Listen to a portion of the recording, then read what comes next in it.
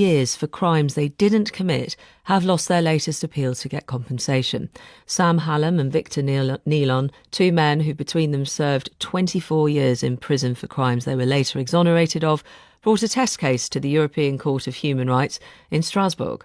Matt Foote, Sam Hallam's lawyer from his appeal in 2012 and co-director of the legal charity Appeal, joins me now. Good morning. Morning.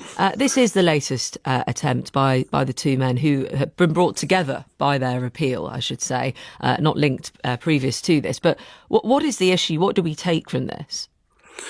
Well, the judgment is obviously disappointing, but it hardly gives us any confidence in our system for compensation for miscarriage of justice victims. In the judgment, it described the test that we have as virtually insurmountable.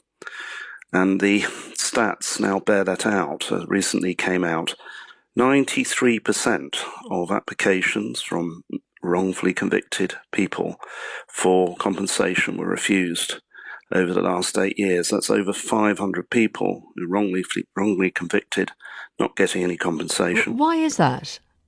Because the test is so impossible to meet. You have to show that the new fact on which your conviction was quashed proves beyond reasonable doubt that you're innocent. So it reverses the burden of proof, and it makes it impossible. Someone like Sam Hallam, 14 witnesses said he wasn't at the scene. The prosecution dropped their opposition to the appeal, and the police apologised very publicly, quite rightly, for an inept investigation. And yet he comes out of prison 7.5 years without a single penny. And it's a national scandal.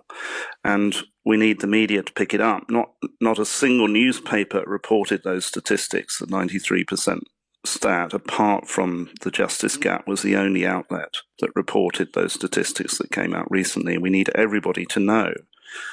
This is like the post office scandal that's been ticking along and being ignored for years by the media, and we need everybody to know that the vast majority of people who are wrongly convicted are no longer getting compensation.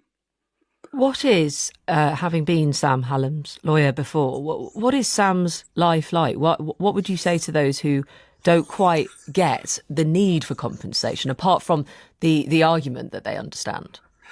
Yes, I mean, it's way beyond compensation that we should be offering. We should be looking after people who've been treated in this way. I mean, I think anyone who's been in a police station when they shouldn't have is affected for life. But if you've spent any time in prison for something that you didn't do, you never get over it.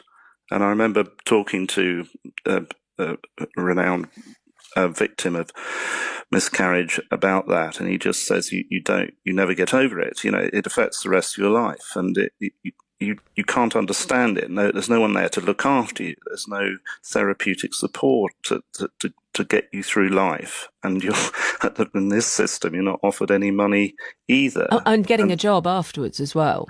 Getting a job afterwards is extremely difficult. It's extremely difficult to hold down a job when you've been through this stuff. Everybody is very their mental health is thrown up in the air, and they need help, and they need a lot of care and a lot of love, and that's not what the system is offering. We're just offering them a brutal test and leaving them destitute.